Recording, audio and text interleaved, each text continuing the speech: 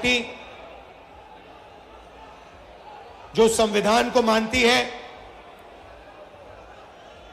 और इसके लिए लड़ रही है, और दूसरी तरफ आरएसएस, बीजेपी जो इस संविधान के खिलाफ हैं, अंबेडकर जी, गांधी जी के संविधान के खिलाफ हैं, इसको कमजोर करते हैं और इसको खत्म करना चाहते हैं।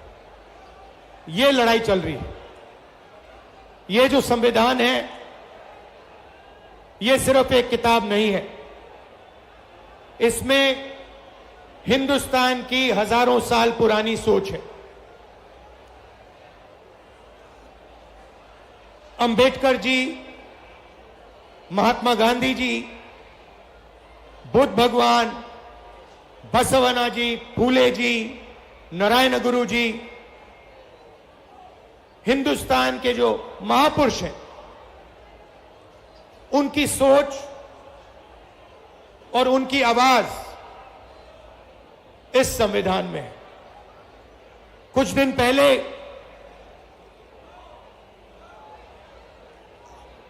आरएसएस के नेता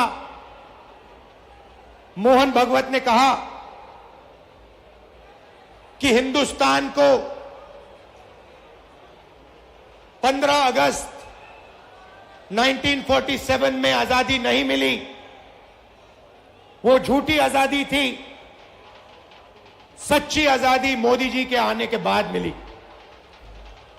भाइयों और बहनों, ये सीधा संविधान पर आक्रमण है। इन्होंने पहले, लोकसभा से पहले संविधान को रद्द करने की कोशिश की। इन्होंने कहा कि 400 पार हमारी सीटें आएंगी, और जब सीटें आएंगी हम संविधान को खत्म कर देंगे, बदल देंगे। उनके सामने इंडिया गठबंधन और कांग्रेस पार्टी खड़ी हुई, हमारे कार्यकर्ता खड़े हुए,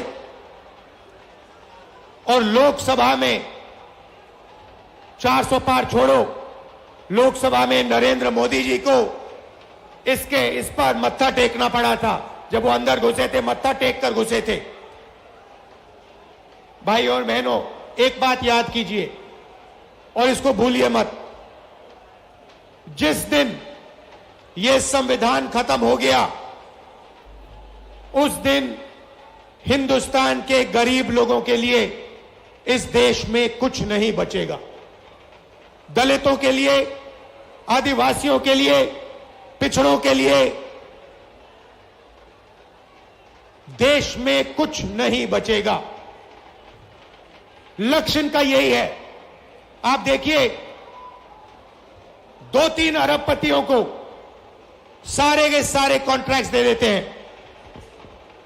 अदानी, अंबानी जैसे लोगों को हिंदुस्तान का पूरा धन पकड़ाया जा रहा है।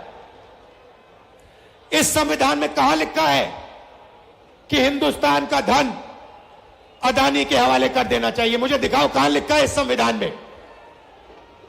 संविधान में लिखा है हिंदुस्तान के सारे नागरिक एक समान है। संविधान में लिखा है कि हर हिंदुस्तानी को सपना देखने का, भविष्य बनाने का मौका होना चाहिए। आज 50 साल से सबसे ज्यादा बेरोजगारी आज हिंदुस्तान में है।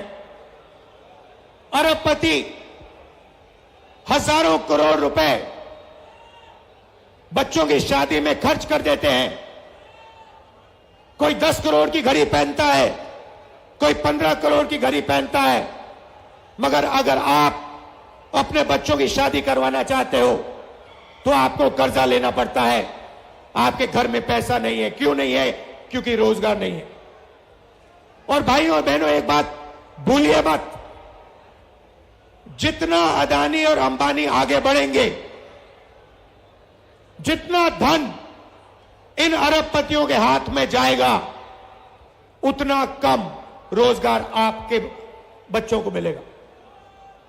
ये नोटबंदी जो इन्होंने की, जो जीएसटी लागू की है, ये हिंदुस्तान के गरीब लोगों को खत्म करने के औजार है। ये योजनाएं नहीं है, ये हथियार है। जीएसटी कौन देता है? जीएसटी अरबपति नहीं देते हैं, जीएसटी हिंदुस्तान के गरीब लोग देते हैं। जब आप एक शर्ट खरीदते हो, पैंट खरीदते हो, जितनी जीएसटी आप देते हो उतनी ही जीएसटी अदानी अंबानी देते हैं। आप रेस्टोरेंट में खाना खाते हो, ढाबे में खाना खाते हो, जितनी जीएसटी आपके जेब से निकलती है उतनी ही जीएसटी अदानी देता है। लाखों करोड़ रुपए आपके जेबों से निकाला जाता है, लाखों करोड़ रुपए कहां जाता है? सीधा अरबपतियों के बैंक अकाउंट में जाता है। 16 लाख करोड़ रुपए नरेंद्र मोदी जी ने अरबपतियों का कर्जा माफ किया है। किसका पैसा था वो? उनका पैसा नहीं था, आपका पैसा था। कर्जा माफ कैसे हुआ? आपके पैसे से हुआ, आपकी मेहनत से हुआ।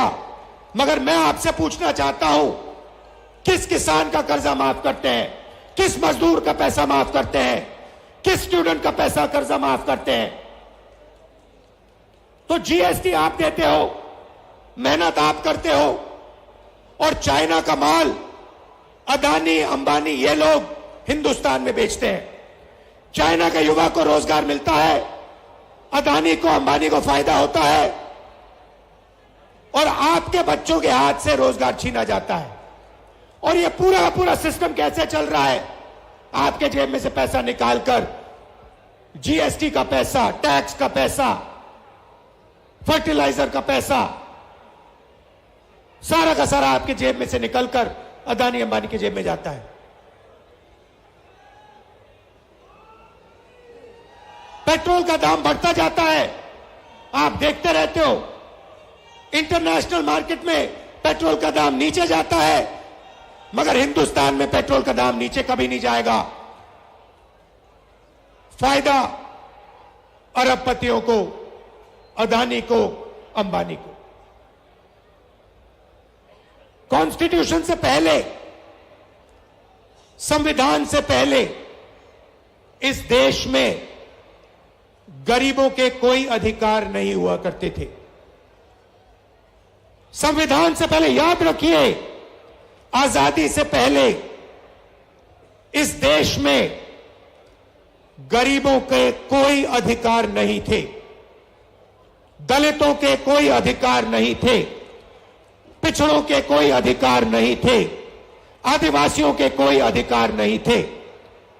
अधिकार सिर्फ महाराजा राजा के थे। वो बदलाव आजादी के दिन आया था। आपको जमीन दी गई, जमीन का हक दिया गया, अधिकार दिए गए। बीजेपी आरएसएस चाहते हैं कि आजादी से पहले जो था, जहां गरीबों के कोई अधिकार नहीं थे, सिर्फ अंबानी अदानी जैसे लोगों के अधिकार थे, वैसा हिंदुस्तान चाहते हैं। यह लड़ाई हो रही है। वो चाहते हैं कि गरीब चुप बैठे, एक शब्द ना कहें, भूखे मर जाएं, कोई सपना ना देखें, और हिंदुस्तान अरबपति चलाएं। जहां उनको एयरपोर्ट चाहिए एयरपोर्ट मिल जाए, जहां उनको पोर्ट चाहिए पोर्ट मिल जाए, जहां हाईवे चाहिए हाईवे बनानी है हाईवे बना ले, सारे के सारे कॉन्ट्रैक्ट्स उनके हाथ चले जाए। अब आप कहोगे राहुल जी, आपने बता दिया कि लड़ाई संविधान और आरएसएस और बीजेपी के बीच में है। आपने हमें बता दिया कि हमारे अधिकार छीने जा रहे हैं। आपने हमें बता दिया कि गरीबों को कुचला जा रहा है, पिछड़ों को, दलितों को, आदिवासियों को दबाया जा रहा है। तो आगे का रास्ता क्या है? आपके दिल में यह सवाल होगा कि आगे का रास्ता क्या है। मैं आपको बताना चाहता हूं। सबसे पहले आप एक चीज नोट कीजिए, प्राइवेटाइजेशन होता है। आपके अस्पताल, सरकारी अस्पताल प्राइवेट हाथों में जाते हैं। आपके बच्चे प्राइवेट कॉलेज और यूनिवर्सिटी में जाते हैं। जब आप बीमार होते हो, आप प्राइवेट अस्पतालों में जाते हो। सबसे पहले आप एक अपने आप से सवाल पूछिए, यह जो प्राइवेटाइजेशन हो रहा है, यह जो शिक्षा का सिस्टम प्राइवेटाइज हो रहा है, स्वास्थ्य का सिस्टम प्राइवेटाइज हो रहा है, इस प्राइवेट सिस्टम के मालिक कौन है? यह सवाल पूछिए। आप लोग बच्चों की शिक्षा के लिए लाखों रुपए देते हो। क्यों देते हो? क्योंकि आप अपने बच्चों को रोजगार दिलवाना चाहते हो। हिंदुस्तान में सीधी सी बात है, शिक्षा का जो सिस्टम है, सर्टिफिकेशन का सिस्टम है, ठप्पे का सिस्टम है। आपको सर्टिफिकेशन चाहिए कि मेरे बच्चे ने यूनिवर्सिटी डिग्री कर दी, कॉलेज की डिग्री कर दी, और आप सोचते हो, करोड़ों लोग सोचते हैं, करोड़ों युवा सोचते हैं कि इस सर्टिफिकेशन के साथ आप अपनी जिंदगी बना पाओगे। सोचते हैं कि लाखों रुपए देने के बाद, अरबपतियों को लाखों रुपए देने के बाद, मेहनत करने के बाद हमारे बच्चों को सर्टिफिकेशन मिल जाएगा और उनको रोजगार मिल जाएगा। भाई और बहनों, यह सरासर झूठ है। इस देश में आपके बच्चों को रोजगार नहीं मिल सकता है, चाहे वो कुछ भी कर ले। क्षमता हो, ऊर्जा हो, सपना हो, इस देश के युवाओं को रोजगार नहीं मिल सकता है। तो मैं आपसे क्या कह रहा हूं? मैं कह रहा हूं कि लाखों रुपए आप अरबपतियों को शिक्षा के लिए दे रहे हो, और अरबपति हिंदुस्तान के रोजगार के सिस्टम को खत्म कर दिए हैं। नोटबंदी हुई, गलत जीएसटी लागू हुई। आप किसी भी छोटे दुकानदार से पूछो,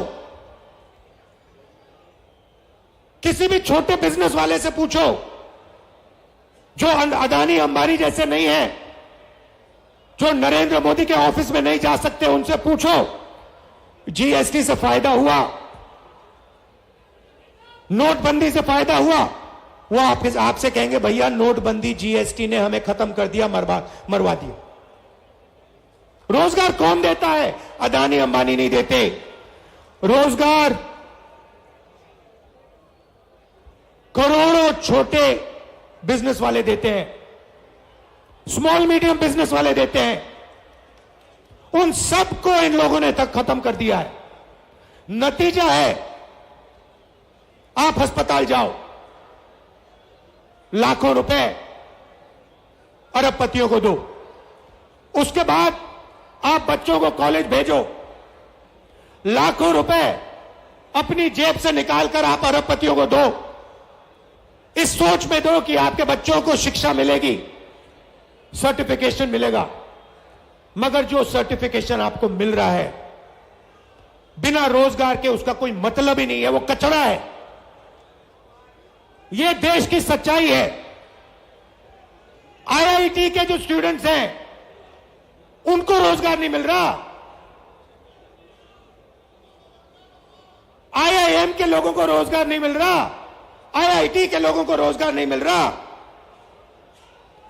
आपको कहां से मिलेगा?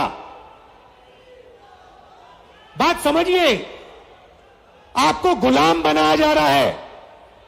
दलितों को, पिछड़ों को, आदिवासियों को, गरीब जनरल कास्ट के लोगों को एक बार फिर गुलाम बनाया जा रहा है। मैं हैरान हो जाता हूं। आप देखते जा रहे हो, आपकी लाइफ बर्बाद हो रही है, जिंदगी खत्म हो रही है, आप देखते जा रहे हो। बीजेपी कहती है दूसरी आजादी मिली, सच्ची आजादी मिली। मैं आपसे पूछना चाहता हूं, राम मंदिर के उद्घाटन में आपने किसी गरीब व्यक्ति को देखा? आपने किसी मजदूर को देखा, किसान को देखा, पिछड़े वर्ग को देखा? आदिवासी राष्ट्रपति है, आदिवासी राष्ट्रपति को वो मंदिर में उन्होंने जाने ही नहीं दिया, अंदर जाने नहीं दिया।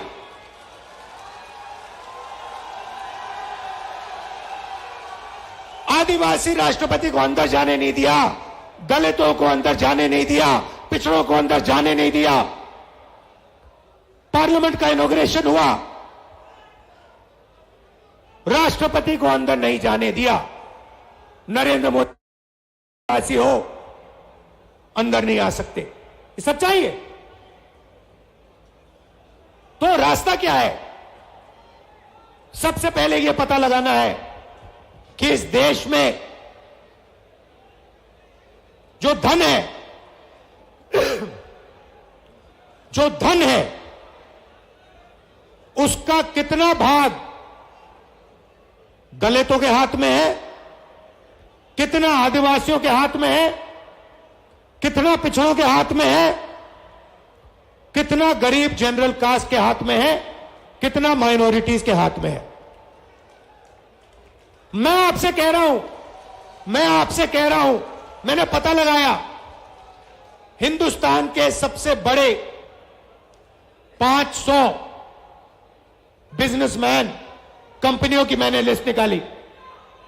500 सबसे बड़े जो है अरबपति हैं, टाटा, बिरला, अदानी, अंबानी। मैं आपको बता रहा हूं कि ये जो 500 कंपनियां हैं, इनके जो 500 मालिक हैं, इनमें आपको एक पिछड़े वर्ग का व्यक्ति नहीं मिलेगा, एक दलित नहीं है, एक आदिवासी नहीं है, एक पिछड़ा नहीं है। मतलब 90% लोग, 90% आबादी में से इनमें एक भी नहीं है। इनकी मैनेजमेंट टीम देखिए,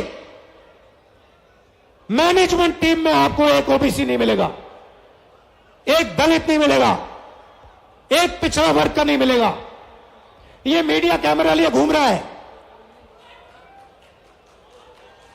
बजाओ ताली। ये आपका मीडिया थोड़ी है, ये अदानी अंबानी का मीडिया है।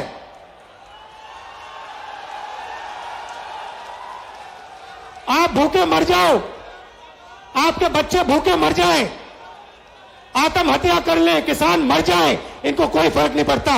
ये अदानी अंबानी की शादी दिखाएंगे, ये उनके हैं, उनकी नौकरी करते हैं 24 घंटा। हिंदुस्तान के किसान की बात नहीं करेंगे, मजदूर की बात नहीं करेंगे, बेरोजगार युवाओं की बात नहीं करेंगे, अदानी अंबानी की शादी की बात करेंगे, अफगानिस्तान की बात होगी, पाकिस्तान की बात होगी, मगर हिंदुस्तान की बात, किसानों की बात, मजदूरों की बात ये नहीं करेंगे। और आपके हर एक के घर में घुसे हुए है, सब बेरोजगार है हिंदुस्तान में, और कोई रास्ता नहीं। भैया टीवी देखो 24 घंटा, तो देखना ही पड़ेगा, जो ये कहेंगे देखना ही पड़ेगा। डराने में लगे हिंदुस्तान को कि देखो देखो अफगानिस्तान में क्या हो रहा है, देखो देखो उधर क्या हो रहा है। अरे हमें यह भी बता दो हिंदुस्तान में क्या हो रहा है। अच्छा, इनके मालिकों की लिस्ट निकालो, मालिकों की लिस्ट निकालो, उसमें आपको एक पिछड़ा वर्ग का नहीं मिलेगा, एक दलित नहीं मिलेगा, एक आदिवासी नहीं मिलेगा, एक गरीब जनरल कास्ट का आदमी नहीं मिलेगा, जो गरीबी से निकल के बनाया अरबपति।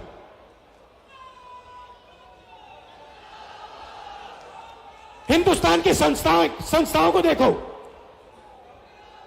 बड़ी बड़ी संस्थाओं को देखो, हाई कोर्ट देखो, कोर्ट्स देखो, जुडिशरी देखो, मुझे बता दो,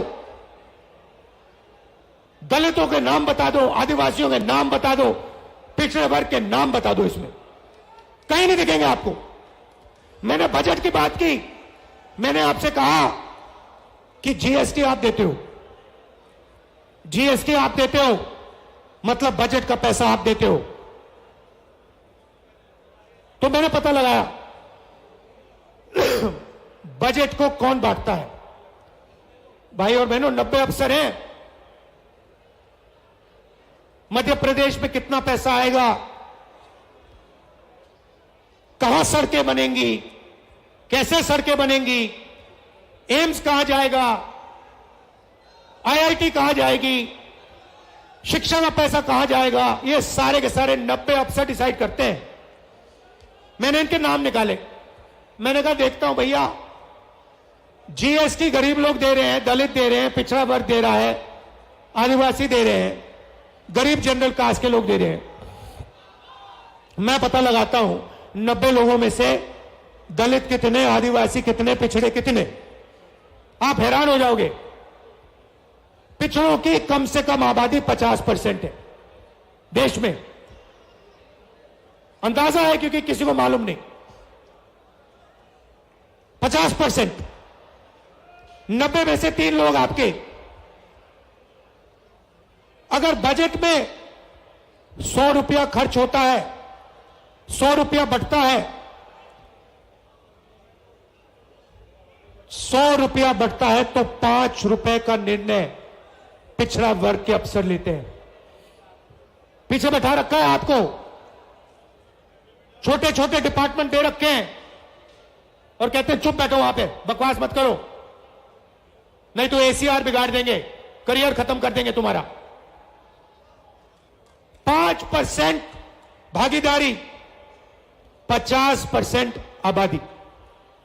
5% भागीदारी, 50% आबादी। क्या यह अन्याय नहीं है? इससे बड़ा अन्याय नहीं है। आदिवासी 8% आबादी, एक अफसर बैठा है, पीछे कहीं कोने में बैठा हुआ है, और अगर 100 रुपए का निर्णय होता है, बजट में 100 रुपए बढ़ते हैं, तो 10 पैसे का निर्णय आदिवासी अफसर लेते हैं। दलित 15% आबादी, 3 अफसर और 100 रुपए में से 1 रुपए की भागीदारी। मतलब अगर आप सबको जोड़ दो, दलित जोड़ दो, आदिवासी जोड़ दो, पिछड़ा वर्ग जोड़ दो,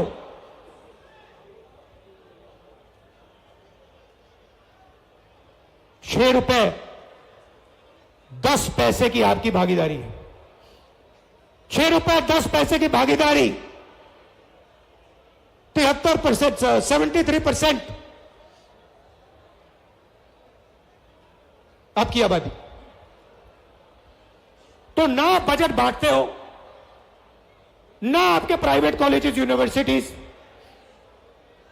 ना आपके अस्पताल, ना आपकी ब्यूरोक्रेसी, आपके पास कुछ है ही नहीं। आपको आपका एक ही भविष्य है। आपका भविष्य एक दो है।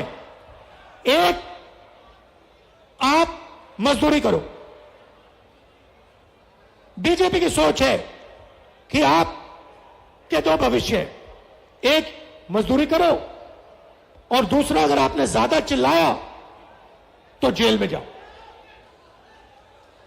ये इनका 21वीं सदी का विजन है। इसलिए मैंने नरेंद्र मोदी के सामने कहा कि मैं नहीं जानता, आप तो कभी करने वाले हो नहीं, मगर जैसे ही कांग्रेस पार्टी की सरकार आएगी, चाहे मध्य प्रदेश में आए, चाहे दिल्ली में आए, जाति जनगणना हम आते ही करना शुरू कर देंगे। तेलंगाना के सीएम बैठे हैं, वहां पे क्रांतिकारी तरीके से हमने जाति जनगणना की है। कुछ ही समय में हम तेलंगाना को दिखाने जा रहे हैं कि तेलंगाना में दलितों की कितनी भागीदारी है, पिछड़ों की कितनी भागीदारी है, आदिवासियों की कितनी भागीदारी है, कौन सी संस्था में कौन कौन बैठा हुआ है। तेलंगाना में हमने काम शुरू कर दिया, कर्नाटक में हमने काम शुरू कर दिया और यह क्रांतिकारी निर्णय होगा। भाई और बहनों, 90% आबादी को पता लग जाएगा कि इस देश में हमारी कितनी भागीदारी है। 90% को आज आपको दिख रहा है। पिछड़ों को यह भी नहीं मालूम कि देश में उनकी कितनी आबादी है। कितनी शर्म की बात है। नरेंद्र मोदी जी कहते हैं मैं ओबीसी हूं और आज तक इस देश के ओबीसी को, इस देश के पिछड़े वर्ग को अपनी सच्ची शक्ति, अपनी सच्ची आबादी नहीं मालूम। यह पिछड़ों के खिलाफ अन्याय है, यह दलितों के खिलाफ, आदिवासियों के खिलाफ अन्याय है। इसीलिए हम जाति जनगणना लागू करेंगे, पूरे देश में लागू करेंगे और दूध का दूध, पानी का पानी हो जाएगा। सबको पता लग जाएगा कि जुडिशियल सिस्टम में हमारे कितने लोग हैं। प्राइवेट अस्पताल किसके हाथों में है, प्राइवेट कॉलेज यूनिवर्सिटी किसके हाथ में है, ये बड़े बड़े जो बिजनेसेस हैं किसके हाथ में। सब दूध का दूध, पानी का पानी हो जाएगा। और नरेंद्र मोदी जी डरते हैं, ये करवाना नहीं चाहते, नहीं कर सकते और कभी नहीं करेंगे। और पार्लियामेंट में मैंने इनके सामने एक और बात बोल दी